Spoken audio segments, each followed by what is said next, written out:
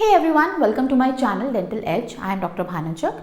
Today I'll be teaching the topic dentine. So in this video, this is the part 1 in which I'll be covering basic introduction, what is dentine and what are the physical and chemical properties of dentine. But before that, if you're new to my channel and are interested in dental videos, do consider subscribing it and click the bell icon so you don't miss anything. Also, the recommended books that I use for making the lectures and dental notes are available. The link for the same is below in the description box. So now let's get started. So coming to the introduction of dentine. So let's first see basic of a tooth. So this is a tooth and the crown, this portion is the crown of the tooth and there is a root. So this portion is the root of the tooth. So there is a crown and there is a root of the tooth. The crown, it is covered by the enamel. So this is the enamel. Below the enamel, there is this dentine. Now this dentine, it is present in the crown as well as the root portion, and in the center there is the pulp, right? And in the root portion there is the cementum as well. So this is the cementum, right? So the tooth, it is divided into two parts. There is a crown portion, the one that you see in the oral cavity, that is the crown, and then there is a root. Then there is enamel that is present in the crown portion. There is dentine that is present in both the crown and the root portion, and then there is the central part, that is the pulp. In the root portion, the dentine is covered by the cementum, right? Then the junction between the enamel and the dentine is called as dentino-enamel junction, DEJ, dentino-enamel junction. It is a scalloped junction, and the junction between the dentine and the cementum, this part, is called as the cemento-dentinal junction. Now we are interested today to read about the dentine, right? So coming to the basics of dentine, it provides the bulk and general form of the tooth. So as you can see, it is present in the crown as well as the root portion. So it forms the bulk of the tooth, and it also provides the form of the tooth. Then it's a hard tissue, it's a mineralized tissue, it's a hard tissue with tubules throughout its thickness. We'll read it in detail later on. There is presence of dentinal tubules. So it's a hard tissue and there is presence of tubules which are called as dentinal tubules. So there is presence of the dentinal tubules, and since it begins to form slightly before enamel, so it starts before enamel, the formation of dentine starts slightly before enamel, therefore it determines the shape of the crown, including cusp, ridges, number and size of the roots, right? Then it's a living tissue. Why is it a living tissue? I told you there is presence of dentinal tubules.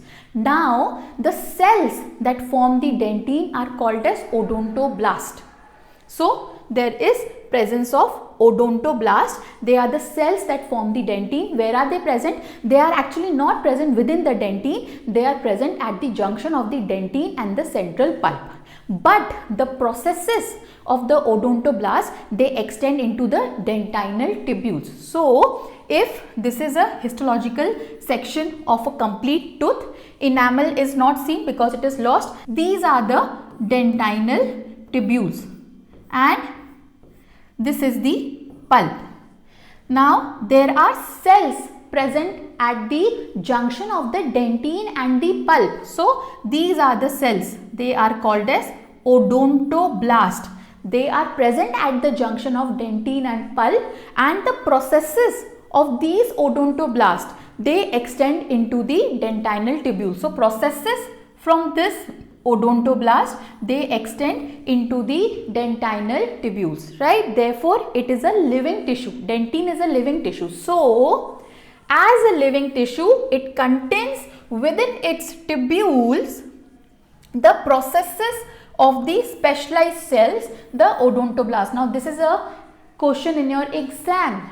Which cells form the, what are the cells that form the dentine? So the dentine forming cells are called as odontoblast, right? Blast means forming, odontoblast, right? These odontoblasts, although they are present in the pulp, although the cell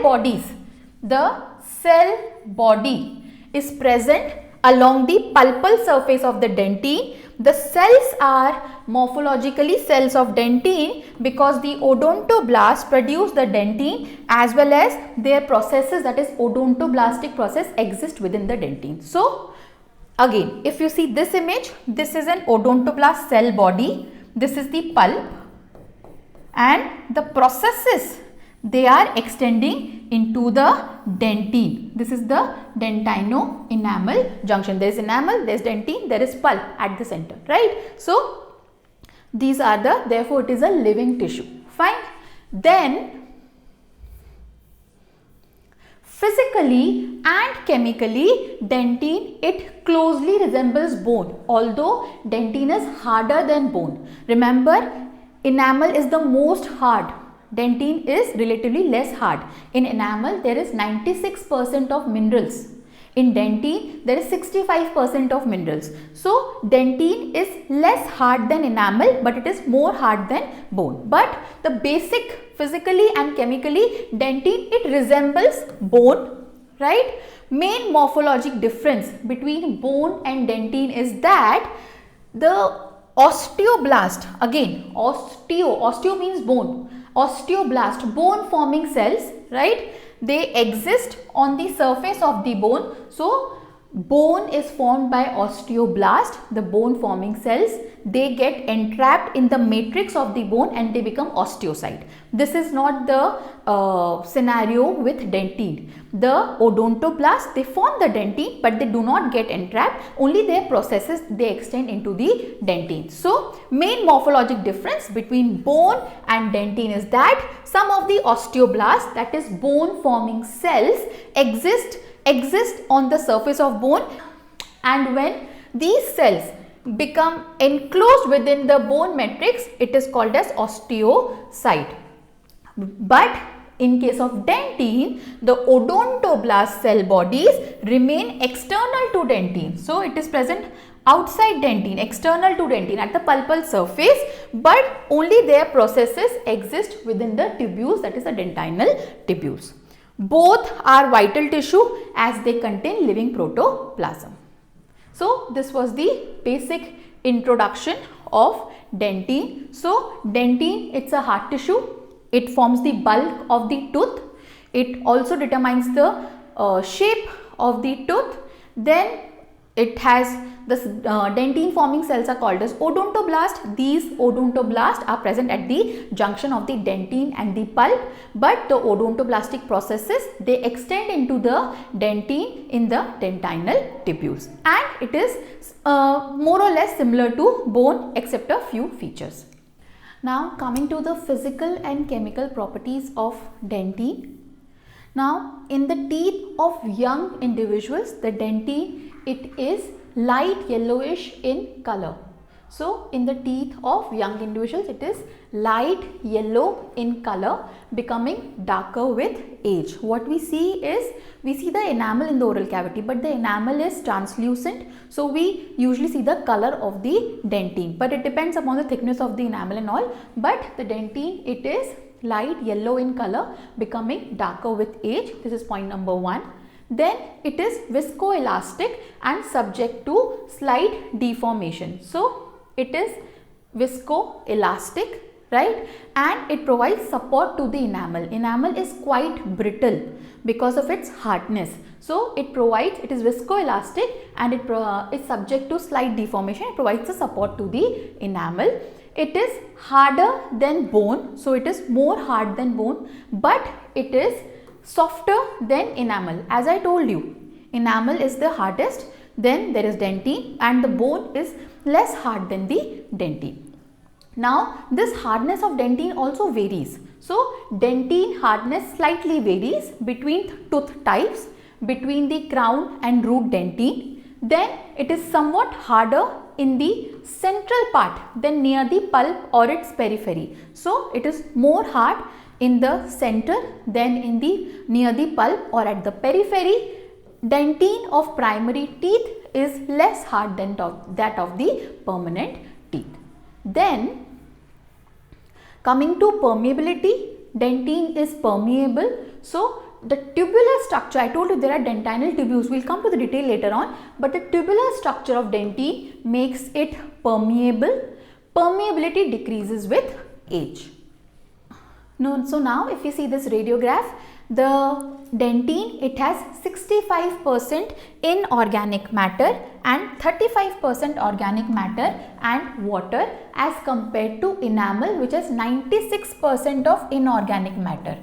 Because of 96% of inorganic matter or minerals, therefore enamel is more hard. So enamel will appear radio opaque. In layman language, enamel will appear white in color. Dentine will be relatively radiolucent, blackish in color, relatively. So this is my enamel, this is my dentine, and since pulp is soft tissue, it will appear blackish or radiolucent in color, right? Then, so as we have seen, then coming to the composition of dentine.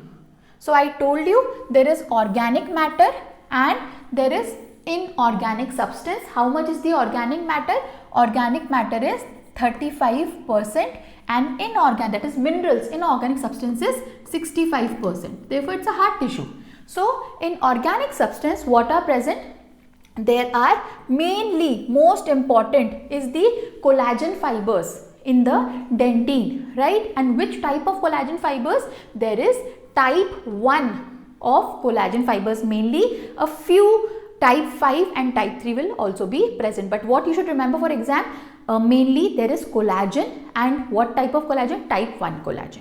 Then there is ground substance. So there are collagen fibers and there is a ground substance. What is the ground substance? It is mucopolysaccharides, that is proteoglycans and glycosaminoglycans. If you want, you can remember these as well. These are the examples. For example, what is present in the ground substance?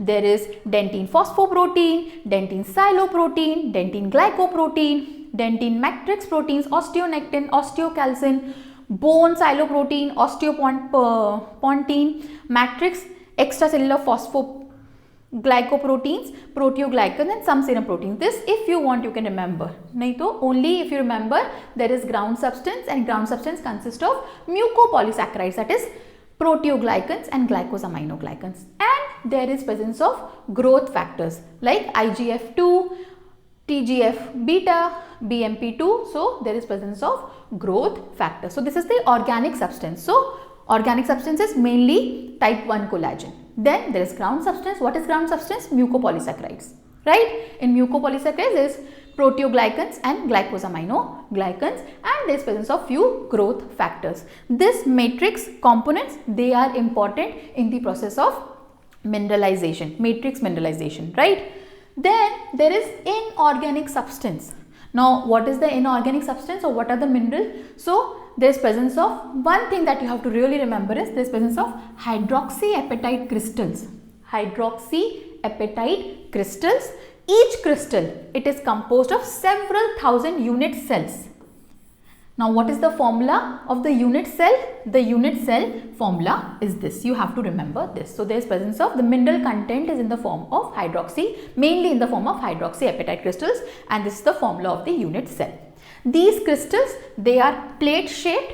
Now enamel also has hydroxyapatite crystals. What is the difference? The hydroxyapatite crystals of dentine are smaller. So crystals are smaller than that of enamel. In addition, dentine also contains small amounts of phosphates, carbonates and sulfates. So chemical composition, organic component, inorganic component. Inorganic, type 1 collagen, ground substance, that is mucopolysaccharides, and a few growth factors. Then coming to inorganic component, there are minerals in the form of hydroxyapatite crystals. These crystals, the formula is there on the screen, the unit cell formula. Then there is, these crystals are plate shaped and they are smaller than that of enamel. So with this we are done with the physical and chemical properties of dentine. So to summarize today's topic, Dentine is a hard tissue, forms the bulk of the tooth. There is presence of dentinal tubules. The cells that form the dentine are called as odontoblast. The processes of these cells, they extend into the dentinal tubules. Odontoblast, they lie at the junction of the dentine and the pulp. Then physical properties, it is light yellow in color and the color becomes dark with age. It is softer than enamel but harder than bone. The chemical composition is that there is presence of the organic and inorganic substances, as I have already discussed. So this was the part 1. For complete lecture, see the other parts as well. In the next part, I will be covering the structure of dentine. If you like the video, please give it a thumbs up. Do subscribe to my channel. Also, notes and books link are available below in the description. And it takes lots of effort to make such videos. Your one like can give me lots of encouragement. So do like the video, subscribe to my channel and keep watching. Thank you.